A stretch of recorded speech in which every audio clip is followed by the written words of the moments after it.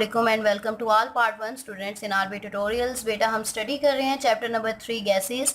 Last lecture में हमने explain किया था that is the how derivation, मतलब जो हमारे पास काजेस क्या होते हैं किसी भी रियल गैस के कि वो आइडियल गैस से कब डेविएट करती है। मींस हमने दो गैसेस की टाइप्स पढ़ी थी, आइडियल गैस और रियल गैस, कि वो कौन से पॉइंट होते हैं जिसकी बेस पे कोई गैस आइडियल बिहेवियर को छोड़ के मतलब किस बिहेवियर में आ जाती है, रियल बिहेवियर में आ जाती है।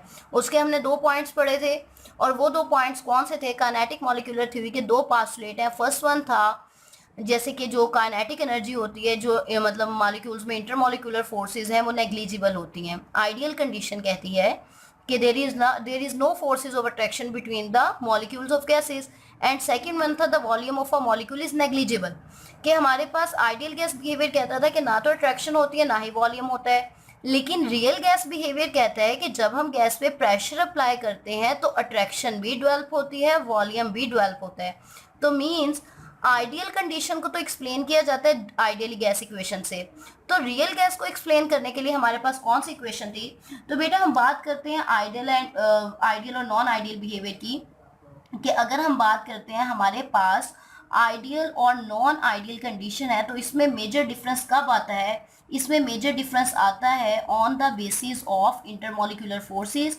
जब हम बात करते हैं इंटरमॉलिक्यूलर फोर्सेस मीन जो मॉलिक्यूल्स के दरमियान फोर्सेस पाई जाती हैं, जब हम उनकी बात करते हैं, और उसके बाद हम बात करते हैं वॉल्यूम की, कि इन दो पॉइंट्स की बेस पे आइडियल और नॉन आइडियल में डिफरेंस आ जाता है। ठीक है जी, तो अगर हम आइडियल और नॉन आइडियल की बात करते हैं तो pressure, volume, temperature and n जो होते हैं ये आइडियल गैस को कैलकुलेट किए जा सकते हैं किस तरह से? By the equation PV is equal NRT, कि पीवी इज इक्वल एनआरटी से हम किसी भी आइडियल गैस के बिहेवियर के प्रेशर को, वॉल्यूम को या टेम्परेचर को कैलकुलेट कर सकते हैं। लेकिन जब बात आती है रियल गैस की तो रियल गैस तो इस पे एप्लीकेबल ही नहीं है, क्योंकि रियल गैस इन कंडीशंस को फॉलो ही नहीं कर रही, जिसको नॉन आइडियल गैस या फिर हम क्या बात करते हैं? रियल गैस की बात करते हैं। तो बेटा आपने क्या करना है, आइडियल गैस बिहेवियर को एक्सप्लेन करने के लिए तो आइडियल गैस इक्वेशन है हमारे पास, लेकिन वॉन डेर वाल इक्वेशन क्या है? मींस हमें इसमें कुछ ऐसी करेक्शंस करनी थी जो कि अट्रैक्शन के पॉइंट को भी फॉलो करे, वॉल्यूम के पॉइंट को भी फॉलो करे, जिस तरह से नॉन आइडियल में होता है। क्योंकि आइडियल कहता है ना अट्रैक्शन होती है ना वॉल्यूम, नॉन आइडियल कहता है अट्रैक्शन भी होती है वॉल्यूम भी होती है। तो इट्स मीन हमें वॉल्यूम और अट्रैक्शन को एक्सप्लेन करने के लिए एक नई इक्वेशन की जरूरत थी, और उस नई इक्वेशन को हम क्या नाम देते हैं? Van der Waals equation. अब वॉन डेर वाल इक्वेशन को हम किन टर्म्स के जरिए एक्सप्लेन करेंगे? ये है जी हमारे पास ideal gas equation. Ideal gas equation को हमने कन्वर्ट करना है रियल गैस इक्वेशन में, जिसको हम वॉन डेर वाल इक्वेशन भी कहते हैं। तो आइडियल गैस इक्वेशन में दो तरह की करेक्शन की जाती है। एक पॉइंट को हम नाम देते हैं प्रेशर करेक्शन, कि इसमें प्रेशर के पॉइंट में करेक्शन की जाती है, क्योंकि जब गैस पे प्रेशर बढ़ा दिया जाता है तो वॉल्यूम भी एग्जिस्ट करता है, इंटरमॉलिक्यूलर फोर्सेस भी होती हैं। और दूसरा पॉइंट होता है हमारे पास वॉल्यूम करेक्शन। तो आज के लेक्चर में जो हमारा फोकस होगा वो एक ही पॉइंट पे होगा, this one is a pressure correction, कि आइडियल गैस इक्वेशन में प्रेशर की टर्म में हमने क्या करेक्शन करनी है। तो बेटा आपने ज़रा लेक्चर गौर से सुनना है। आप यहाँ पे देखें, इधर आपने ज़रा गौर करना है, ये है हमारे पास गैस, ठीक है जी। अब अगर हम कंडीशन मेंशन करते हैं कि ये गैस 1 एटमॉस्फेरिक प्रेशर पे, मतलब हमने कोई इस पे प्रेशर अप्लाई नहीं किया, तो देखा जा रहा है कि जो वॉल्यूम है, मतलब इस तरह से हम बात करते हैं कि ये पूरे का पूरा जो वॉल्यूम है ये वॉल्यूम ऑफ वेसल है, ठीक है जी। मॉलिक्यूल जो है वो रैंडमली मूव कर रहे हैं। अब अगर हम क्या करते हैं, अब हम अगर इस पे प्रेशर अप्लाई करना शुरू कर देते हैं, प्रेशर अप्लाई, सपोज हमने यहाँ तक प्रेशर अप्लाई कर दिया, ठीक है जी, हमने गैस के ऊपर क्या किया? प्रेशर अप्लाई कर दिया। तो ये जो मतलब मॉलिक्यूल से जो एक दूसरे से बहुत ज़्यादा फासले पे थे, ये जितने भी गैसेस मॉलिक्यूल हैं ये क्या हो जाएंगे? एक दूसरे के क्लोज आ जाएंगे। एक तो कंडीशन ये है, जब एक दूसरे के क्लोज आएंगे तो जाहिर सी बात है वो आपस में अट्रैक्शन भी करेंगे और वॉल्यूम भी ऑक्यूपाई करेंगे। अब अगर हम कहते हैं कि हमने गैसेस मॉलिक्यूल्स के ऊपर और ज़्यादा प्रेशर अप्लाई कर दिया, ठीक है जी, और ज़्यादा प्रेशर अप्लाई कर दिया, तो molecules come much more close to each other. अब अगर हम इससे ज़्यादा प्रेशर अप्लाई करेंगे तो मॉलिक्यूल एक दूसरे से नज़दीक नहीं आ सकते, क्योंकि अगर हम कंसीडर कर लें कि जो मॉलिक्यूल्स है वो स्फेरिकल इन शेप है, तो बेटा अपने माइंड में ज़रा एक इमेजिनेशन लाएं आप। If we consider the molecules are spherical in shape, अगर हम समझ लें कि मॉलिक्यूल्स क्या है हमारे पास शेप में स्फेरिकल है, आप समझ लें कि आपने एक बॉक्स में बॉल्स रखी हैं, ठीक है, वो मॉलिक्यूल्स हैं। तो आप बॉल्स को जितना मर्जी क्लोज कर लें तो एक टाइम आएगा कि उससे ज़्यादा आप उसको क्लोज नहीं कर सकते। क्यों? क्योंकि एक बॉल ने जितनी स्पेस ऑक्यूपाई करनी है उसने उतनी करनी ही करनी है। जैसे यहाँ पे अगर मैं मेंशन करूँ कि एक मॉलिक्यूल ने जितना वॉल्यूम ऑक्यूपाई करना है उससे करना ही करना है, कि मतलब क्योंकि उसका इंडिविजुअल वॉल्यूम है, इससे ज़्यादा वो आपको जगह दे ही नहीं सकता है। कि अगर आप गैस को कंप्रेस करते हैं तो इससे ज़्यादा गैस के मॉलिक्यूल्स क्लोज आ ही नहीं सकते। तो वो पॉइंट जब गैस के ऊपर बहुत ज़्यादा प्रेशर होता है और मॉलिक्यूल उससे ज़्यादा प्रेशर अपने ऊपर अप्लाई नहीं करवा सकते, या मॉलिक्यूल पे अगर हम प्रेशर अप्लाई करें तो मॉलिक्यूल उससे ज़्यादा क्लोज नहीं हो सकते, उस कंडीशन में जो वॉल्यूम होता है उसको हम क्या नाम देते हैं? एक्सक्लूडेड वॉल्यूम का नाम देते हैं। कि मतलब द वॉल्यूम, जो जब गैस हाईली कंप्रेस स्टेट में होती है तो जो मॉलिक्यूल का वॉल्यूम होता है उसको हम क्या नाम देते हैं? एक्सक्लूडेड वॉल्यूम का नाम देते हैं। ठीक है जी। तो बेटा ये तो मैंने अभी आपको बताया वॉल्यूम के बारे में। तो अब मैं यहाँ पे according to your text book मैं आपको एक कॉन्सेप्ट समझाने की कोशिश करती हूँ। कहते हैं कि जब गैस के ऊपर प्रेशर अप्लाई किया जाता है, गैस को कंप्रेस किया जाता है, तो मॉलिक्यूल एक दूसरे के क्लोज आते हैं। ठीक है जी। अब उसके बाद अगर मजीद प्रेशर अप्लाई किया जाए, के दो पॉइंट होते हैं। अगर गैस के ऊपर प्रेशर अप्लाई किया जाए तो मॉलिक्यूल्स एक दूसरे को कंप्रेस करते हैं, उसके नज़दीक आने की कोशिश करते हैं। लेकिन उसके बाद अगर मजीद प्रेशर अप्लाई कर दिया जाए तो एक स्टेज वो आती है जब मॉलिक्यूल्स आपस में एक दूसरे को अट्रैक्ट करने की बजाय रिपेल करना शुरू कर देते हैं। और जिसकी रीज़न मैंने भी आपको बताई, वो रिपेल क्यों करते हैं? क्योंकि ये वो स्टेट होती है जिसमें मॉलिक्यूल उतना वॉल्यूम ऑक्यूपाई कर चुका है जितने की उसके अंदर की कैपेसिटी है। तो इसका मतलब है कि हमने जो कहा था कि वॉल्यूम जो होता है वो नेग्लिजिबल होता है, वो टर्म निगलेक्ट हो जाती है जब हम गैस के ऊपर हाई प्रेशर अप्लाई कर देते हैं। तो हमारी ये टर्म, तो आइडियल गैस की टर्म ये कि वॉल्यूम जो होता है वो नेग्लिजिबल होता है, वो यहाँ पे हो गई ख़त्म। क्योंकि हाईली कंप्रेस स्टेट में गैसेस के मॉलिक्यूल का वॉल्यूम नेग्लिजिबल नहीं रहता। इस कंडीशन के नतीजे में वॉन डर वाल ने पास्टुलेट किया, वॉन डर वाल पास्टुलेटेड दैट, कि वॉन डर वाल ने ये एक्सप्लेन किया that the actual volume of a molecule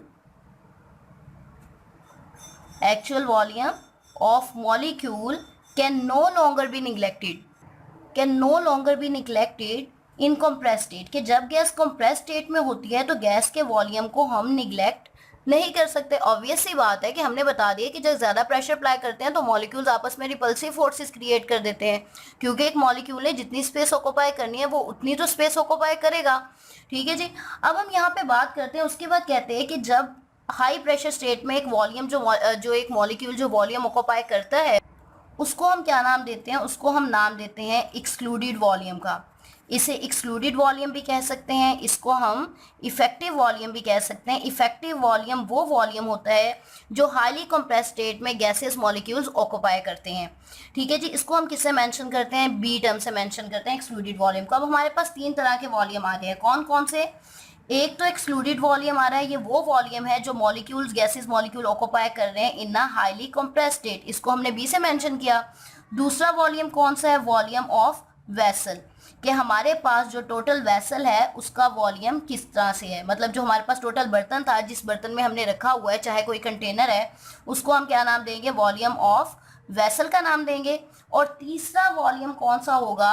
कि जब गैस के ऊपर कंप्रेशन नहीं है, हमने उसके ऊपर प्रेशर अप्लाई नहीं किया, तो मॉलिक्यूल्स को मूव, एक तो वो वॉल्यूम है जो गैस इस मॉलिक्यूल ने ऑक्यूपाई करना ही करना है, एक वो वॉल्यूम है जो पूरे के पूरे वेसल का वॉल्यूम है, और तीसरा वॉल्यूम कौन सा होगा? तीसरा वॉल्यूम होगा वॉल्यूम, उसे हम वॉल्यूम मतलब हम कह सकते हैं volume available for molecules for freely motion of molecules, for free motion of molecules, कि गैसेस मॉलिक्यूल्स के फ्रीली मूव करने के लिए जो वॉल्यूम है उसको हम क्या नाम देते हैं?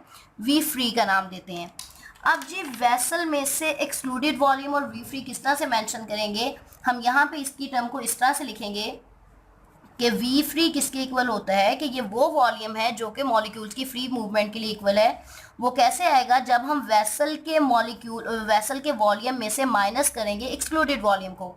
मींस कि जब हम पूरे वेसल के वॉल्यूम में से एक मॉलिक्यूल मींस कि हम उन मॉलिक्यूल्स के जिसे हम एक्सक्लूडेड वॉल्यूम का नाम दे रहे हैं उसको माइनस कर देंगे, तो पीछे जो खाली जगह बचेगी वो क्या होगी?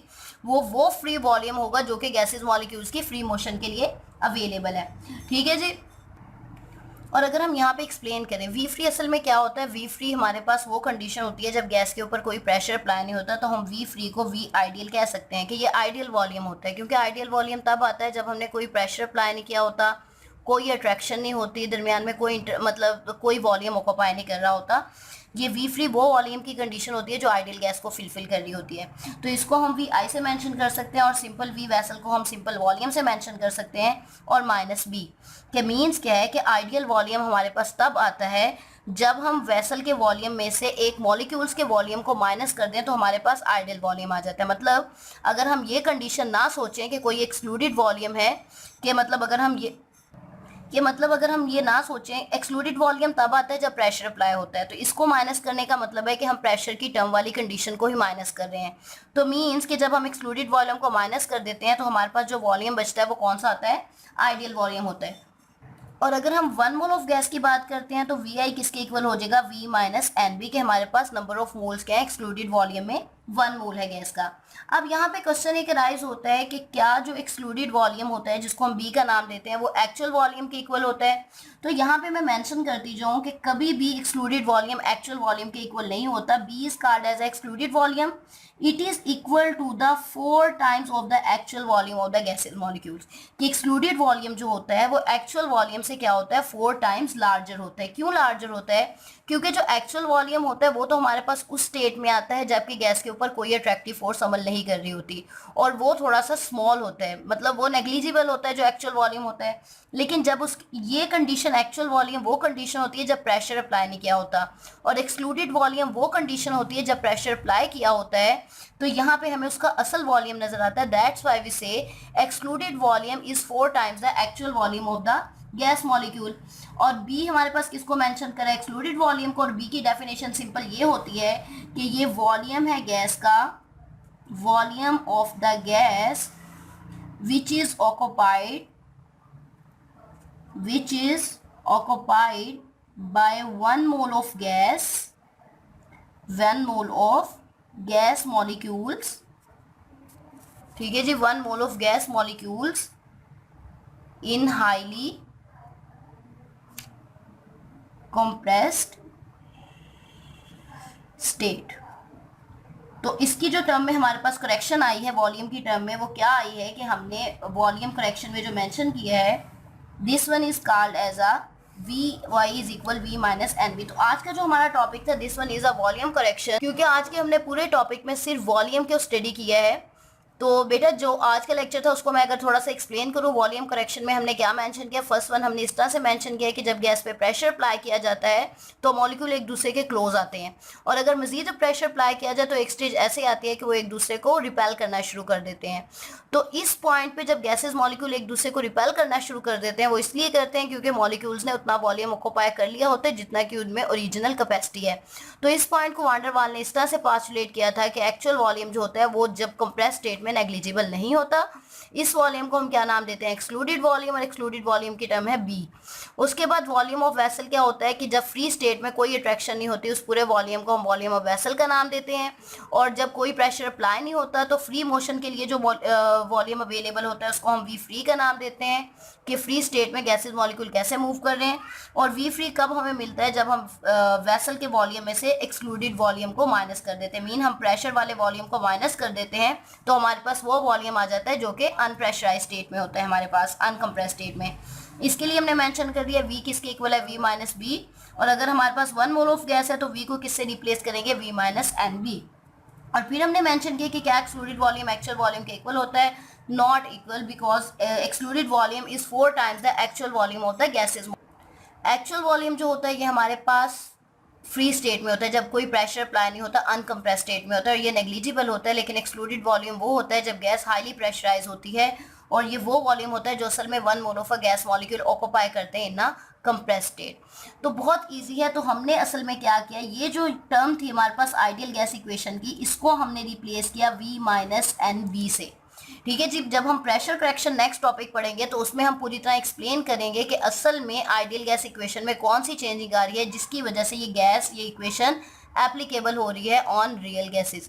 तो आज के टॉपिक से रिलेटेड अगर आपको कोई पॉइंट क्लियर ना हुआ हो, कुछ समझ ना आया हो, तो बेटा आप कमेंट सेक्शन में पूछ सकते हैं। इसके अलावा अगर कोई ऐसा टॉपिक है जो आप रिवाइज करना चाहते हैं या जिसके बारे में आप चाहते हैं कि मैं उस पर लेक्चर दूँ, तो आप कमेंट सेक्शन में सजेस्ट कर सकते हैं।